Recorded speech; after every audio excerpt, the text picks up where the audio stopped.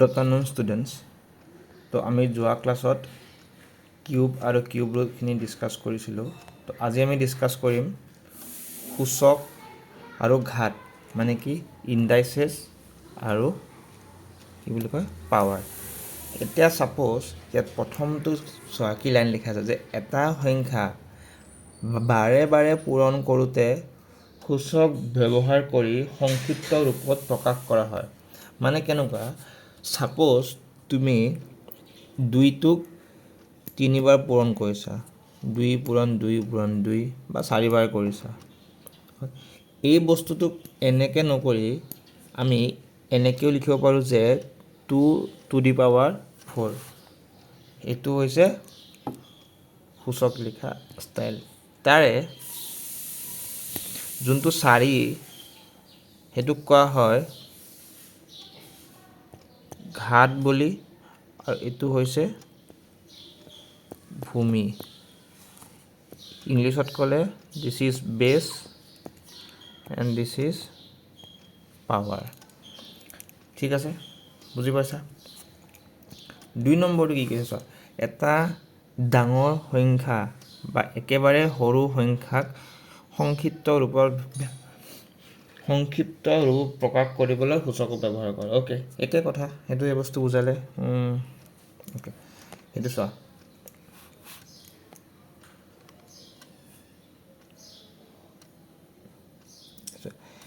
এইটো চোৱা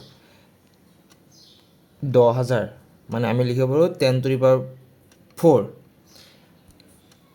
10টো হৈছে ভূমি, 4 সূচক, 10 আৰু 10 টু দি পাৱাৰ 4 হ'লে 10ৰ চতুৰ্থ ঘাত। 10ৰ চতুৰ্থ ঘাত।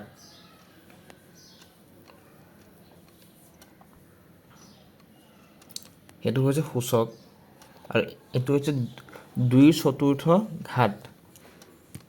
এইবিলাক বাৰু ডেছক্ৰাইব কৰিব নাহে, তোমালোকৰ মেইন যিটো বস্তু আছে সেইটো হৈছে এইকেইটা চোৱা, এইকেইটা বস্তু বহুত ইম্পৰ্টেণ্ট আৰু তোমালোকে এইখিনি most important.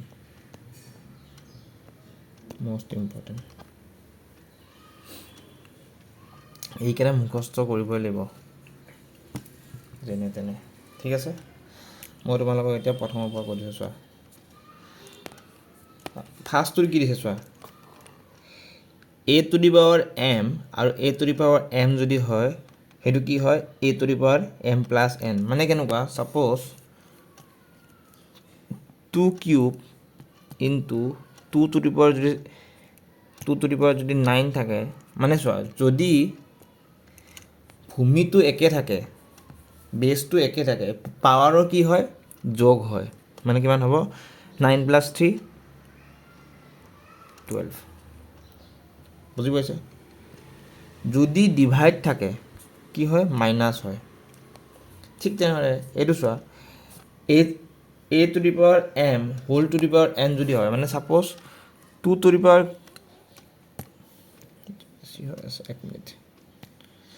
2 to the power 3 whole to the power যদি 2 লিখোঁ, আমি তেতিয়া লিখিব পাৰোঁ কি 2 টু দি পাৱাৰ 3 ইনটু 2, মানে তোমাৰ পূৰণ হৈ আছে m ইনটু n, মানে কিমান হ'ব এইটো 6। ঠিক আছে, ঠিক তেনেদৰে যদি মানে বেলেগ বেলেগকৈ থাকে, মানে দুটা ৰাশি থাকে, ছাপ'জ এনেকৈ এটা থাকে, মানে যদি পাৱাৰটো একে থাকে, এইবাৰ মানে কেনেকুৱা, ছাপ'জ 2 টু দি পাৱাৰ 3 আৰু 7 টু দি পাৱাৰ 3 যদি থাকে, যদি পাৱাৰটো একে আৰু বেছকেইটা বেলেগ বেলেগ হয়, মানে ভূমিটো বেলেগ বেলেগ হয়, আমি কি কৰিম দুইটা পূৰণ কৰি দি যোনটো পাৱাৰ আছে তাক আমি একেলগে লিখিম। ঠিক আছে, বুজি পালোঁ। চিমিলাৰলি ডিভাইডৰ ক্ষেত্ৰতো একে। আৰু সদায় মনত ৰাখিবা যে a টু দি পাৱাৰ 0 মানে any two the power 0, suppose 2 to the power 0, 3 two the power 0, any two the power 0 is equal to 1 always. বুজি পালা? ঠিক তেনেদৰে a টু দি পাৱাৰ -1 যদি আমি লিখিব পাৰোঁ 1/a এইটো এটা ইম্পৰ্টেণ্ট ঠিক তেনেদৰে a/b whole to the power -1 হ'লে এইটো কি হ'ব b/a হ'ব মানে উল্টি যাব আৰু 1 টু দি পাৱাৰ n তো 1 হ'ব যদি n টো কি হয় যুগ্ম সংখ্যা হয় মানে ইভেন নাম্বাৰ হ'লে -1ৰ ভেলুটো সদায় কি হয় পজিটিভত গুচি যায় কিন্তু যদি অযুগ্ম হয় অড নাম্বাৰ হয় তেতিয়াহ'লে কি হ'ব তেতিয়াহ'লে ই -1 হৈ থাকিব ঠিক আছে এইটো চোৱা কিছুমান অতি বৃহৎ সংখ্যাক বা অতি ক্ষুদ্ৰ সংখ্যাক প্ৰামাণিক গ্ৰুপ বা মান্য ৰূপত তলত দিয়া ধৰণে প্ৰকাশ কৰিব পাৰি মানে k two the power k into 10 two the power m য'ত k ৰ মানটো দিয়া আছে এনে মানে কেনেকুৱা ছাপ'জ এইখিনিৰ পৰা কি কৈছে জানানে যে ছাপ'জ যদি এনেকৈ দিয়া থাকে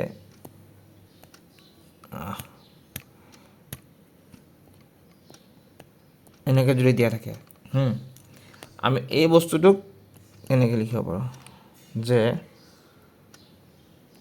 634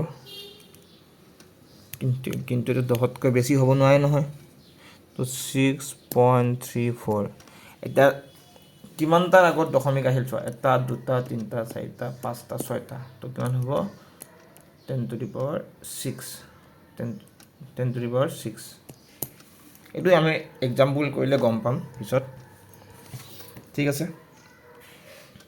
বুজি পাইছোঁ সকলোৱে বুজি পাইছোঁ ওকে তো আমি কুৱেশ্যনলৈকে আগবাঢ়িছোঁ আজি আমি পঢ়িম অনুশীলনী R4 তো ফাৰ্ষ্ট কুৱেশ্যনটো কি দিয়া আছে যে মান নিৰ্ণয় কৰা ছাপ'জ মই তোমালোকক দেখাই দিছোঁ তো 11 কিউব দিছে 11 কিউব তো 11 কিউব মানে কি 11 তিনিটা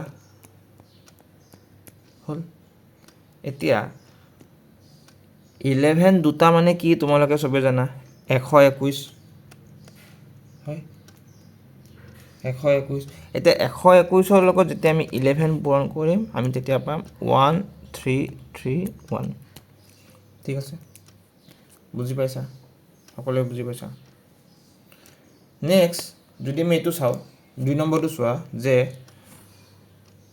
2 ইনটু 10 টু দি পাৱাৰ 3 এতিয়া 10 টু দি পাৱাৰ 3 মানে কি 10ৰ পিছত 3টা 0 তাত 2টা 3টা মানে কিমান হ'ল যদি পূৰণ কৰি দিওঁ কিমান হ'ব 2000 বুজি পাইছা এতিয়া তোমালোকে বাকী দুটা কৰি কিনে মোক কমেণ্ট ছেকশ্যনত এনচাৰকেইটা জনাই দিবা ঠিক আছে এতিয়া চোৱা এইটো হ'ল 1 নম্বৰটো এতিয়া 2 নম্বৰটো চোৱা কি কৈছে যে তলৰ প্ৰতিটো সংখ্যাক সিহঁতৰ মৌলিক উৎপাদকৰ ঘাতৰ পূৰণ ৰূপে প্ৰকাশ কৰা মানে চোৱা আল্টিমেটলি কৈছে যে একেটাক মৌলিক মানে প্ৰাইম ফেক্টৰাইজেশ্যন কৰা মানে মৌলিক উৎপাদকৰ ঘাতকৰ ৰূপত প্ৰকাশ কৰিব দিছে মৌলিক উৎপাদকৰ ঘাতকৰ ৰূপত প্ৰকাশ কৰিব দিছে ছাপ'জ চোৱা এতিয়া মই তোমাক প্ৰথমটো দেখাই দিছোঁ যে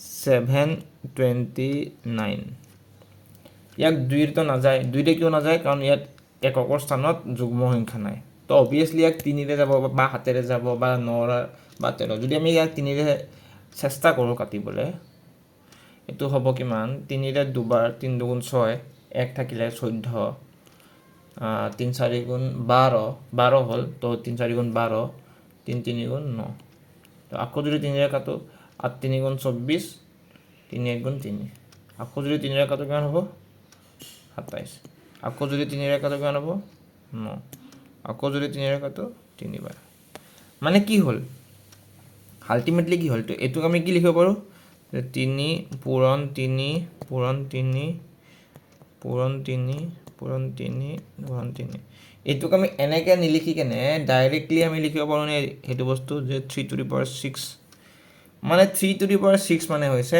729 বুজি পাইছা সকলোৱে বুজি পাইছা সকলোৱে বুজি পাইছা?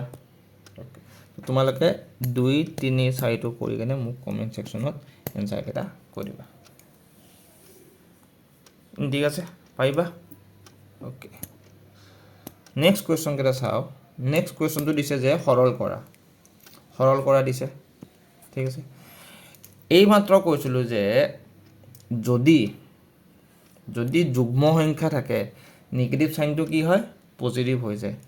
তো নিগেটিভ চাইনটো কি হৈ যাব? পজিটিভ হ'ব আৰু সংখ্যাটো সংখ্যা হিচাপে থাকিব। তো কিমান হ'ব? 3 স্কুৱেৰ ইনটু 5 স্কুৱেৰ। এই মানে কেলে হ'ল যে এইটো যুগ্ম সংখ্যা আছে।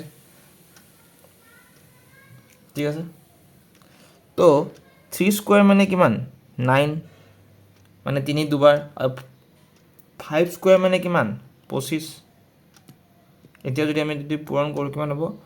5 9 গুণ 9 5 গুণ 45, 5 হাতে গ'লো 4, 9 8 18, 18 4 22, কিমান হ'ল? 225। This is the answer. ঠিক আছে, বুজি পাইছ?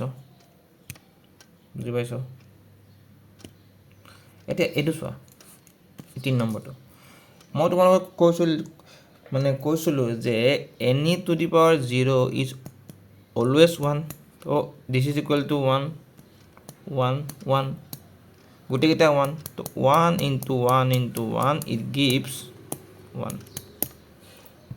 ঠিক আছে, বুজি পাইছা? অ'কে, এতিয়া তলৰ সংখ্যাবিলাক কি কৈছে? তুলনা কৰিব দিছে, মানে কোনটো ডাঙৰ কোনটো সৰু সেইটোৱে হ'ব।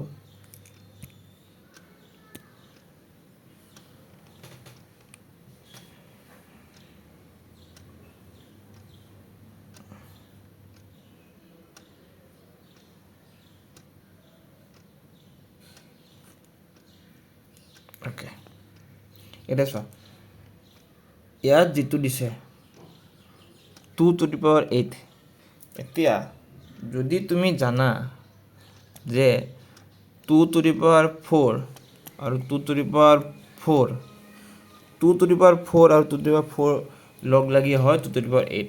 এতিয়া 2 to the power 4 মানে কিমান? 16, আৰু 2 to the power 4 মানে 16। এতিয়া 16 into 60 কিমান হ'ব? 256। ইপিনে যদি আমি 8 স্কুৱেৰটো লিখোঁ তো কিমান হ'ব? মানে 8 দুটা অনলি, তো কিমান হ'ব? 64। তো কোনটো ডাঙৰ হ'ল? 2 to the power 8 is greater than 8 square. ঠিক আছে, বুজি পাইছানে? তেনেকৈ তোমালোকে এইটো ট্ৰাই কৰিবাচোন, ট্ৰাই কৰি মোক ক'বা যে কোনটো ডাঙৰ। এতিয়া এইটো কি দিছে চোৱা, তলৰ ফলাফলবোৰ ধনাত্মক সূচকেৰে প্ৰকাশ কৰা। অ'কে, ধনাত্মক সূচক। এতিয়া কথাটো হ'ল যে কি, আমি এটা নিয়ম পাইছিলোঁ যে যদি ঘাতটো একে হয়,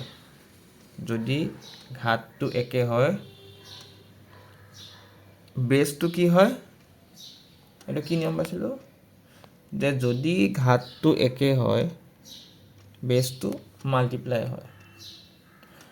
তো এই চামটোত চোৱা, -2 to the power -3 আৰু -2 to the power -3 আৰু -7 to the power -3। তো এই দুটা মিলি হ'ব -14 to the power -3।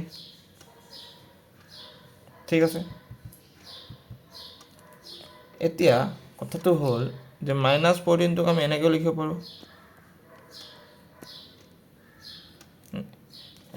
পাৰোঁ, ঠিক আছে। এতিয়া 14 কিউব, অ'কে, 14 কিউব এইটো যদি সলভ কৰা যায়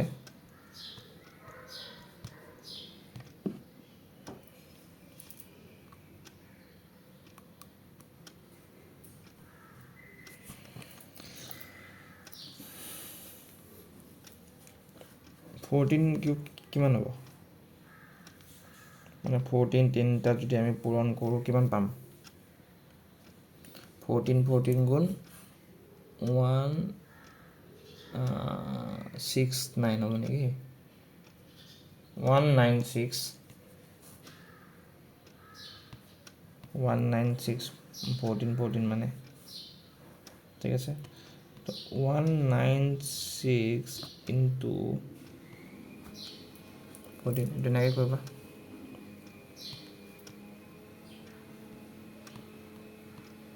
হয়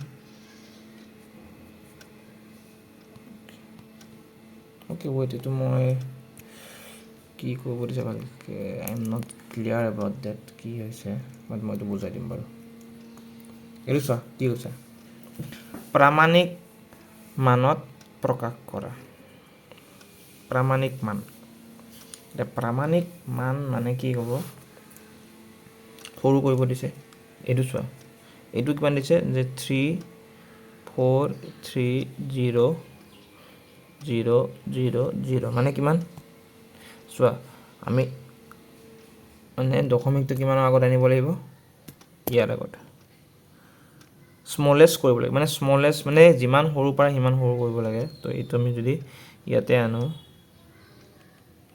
ইয়াতে আনি আনিব 3.43 ঠিক আছে তাৰপিছত এইটো এটা দুটা তিনিটা চাৰিটা পাঁচটা ছয়টা ছয়টা সাতটা আগত আনিছা মানে এইটো হ'ব 10⁻⁷ ঠিক আছে বুজি পালা নিগেটিভৰ ক্ষেত্ৰতো একে মই নিগেটিভৰ এটা দেখাই দিছোঁ তোমালোকক এইটো চোৱা 18 নম্বৰটো কিমান আছে 0. কেইটা 0 আছে এটা দুটা তিনিটা চাৰিটা পাঁচটা ছয়টা এটা দুটা তিনিটা চাৰিটা পাঁচটা ছয়টা তাৰপিছত 1 আৰু 5 এতিয়া কথাটো হ'ল যে 1.5 লিখিলোঁ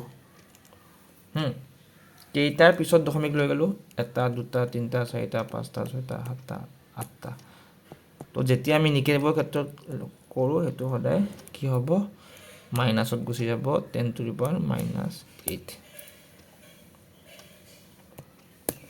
বুজি পালোঁ ঠিক আছে বুজি পালোঁ অ'কে এইটো মই চাই দিম বাৰু এই 5 নম্বৰটো এইটো চিমিলাৰ এইটো চোৱা কি কৈছে যে তলৰ সংখ্যাবোৰ সাধাৰণ ৰূপত প্ৰকাশ কৰা কিমান আছে 1.0001 ইনটু 10⁻⁹ এতিয়া যেতিয়া আমি সাপোজ 9টা 0 বহাম তাৰপিছত 1.001 তাৰপিছত কি 9টা 0 ন এটা দুটা তিনিটা চাৰিটা পাঁচটা ছয়টা সাতটা আঠটা 9টা 0 বহালোঁ কিন্তু দশমিক কেইটাৰ আগত আছিল চোৱা দশমিক কেইটা আছিলে এটা দুটা তিনিটা চাৰিটা মানে এটা দুটা তিনিটা চাৰিটা তো আল্টিমেটলি কোনটো হ'ল এনচাৰ এইটো এনচাৰ ঠিক আছে বুজি পালোঁ কেনেকৈ কৰিলোঁ ঠিক আছে okay now this is one of the important question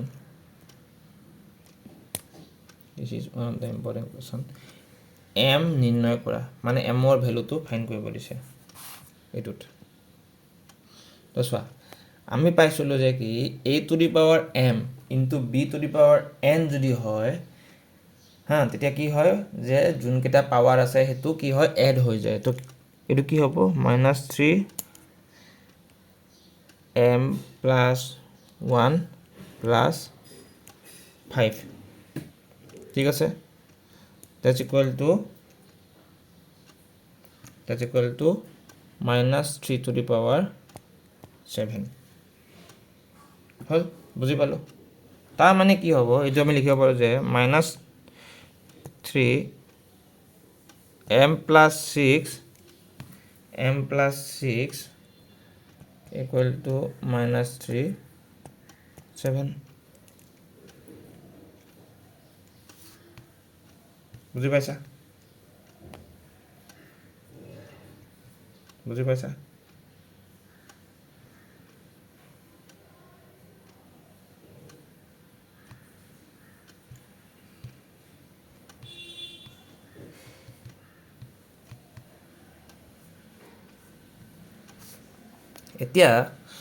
এতিয়া কথাটো হ'ল যে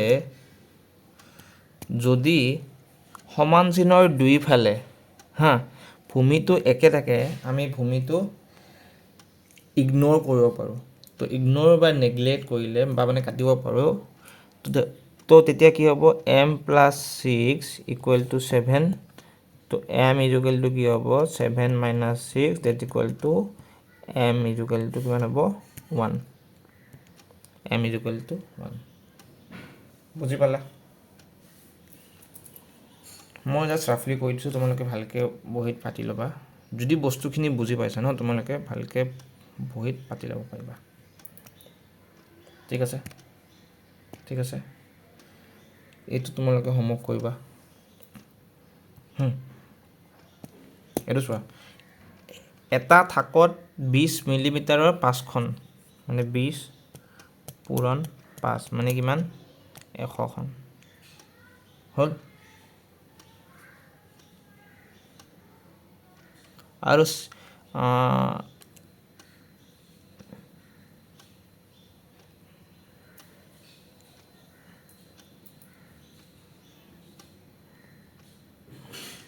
20 মিলিমিটাৰ বেধৰ অ'কে, এইটো হৈছে কিতাপ। অ'কে, তো এইটো হৈছে কিতাপৰ বেদ। তাৰপিছত এইটো যদি কৰোঁ আমি 0.016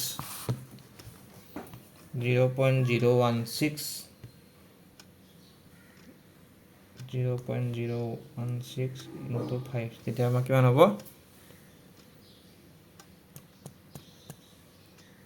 0.08। তো তাত তেতিয়া সুধিছে যে থাকটোত মুঠ বেদ কিমান 100 প্লাছ এইটো কিমান হ'ব 100.08। এইটো হৈছে কিতাপৰ মুঠ বেদ। বুজি পাইছা? মানে কি কৈছে যে এটা থাক আছে থাক এটা আছে, থাকটোত 20 মিলিমিটাৰৰ 5খন কিতাপ আছে। তো 20 পূৰণ 5 100 হ'ল। আৰু 0.016 মিলিমিটাৰৰ 5খিলা কাগজ আছে। এইখিনি হৈছে কিতাপৰ বেদ, এইখিনি হৈছে আমাৰ কাগজৰ বেদ। তো দুইখিনি লগ লাগিলে আমাৰ মুঠ বেদটো ওলাব নোলায়। বুজি পাইছানে? বুজি পাইছা? অ'কে, এতিয়া MCQ। তলৰ প্ৰশ্নকেইটাৰ কাৰণে 4টা উত্তৰ দিয়া আছে। তো কোনটো শুদ্ধ আমাক ওলাব দিছে। সেইটো কৈছে যে তলৰ ছাপ'জ আমি যদি কি বিচাৰিলোঁ যে a⁻m যদি হয় আমি কি লিখিব পাৰোঁ a⁻m এনেকৈ লিখিব পাৰোঁ।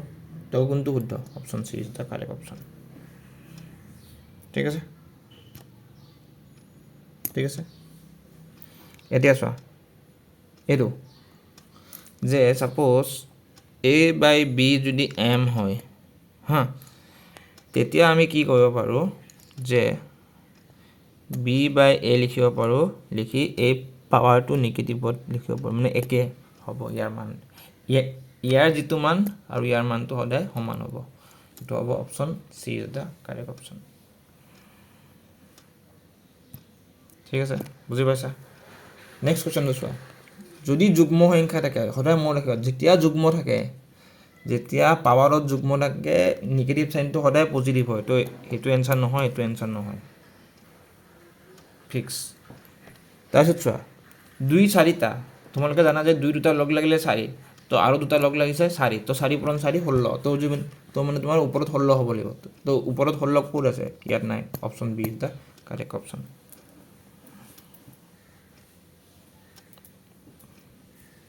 বুজি পাইছা?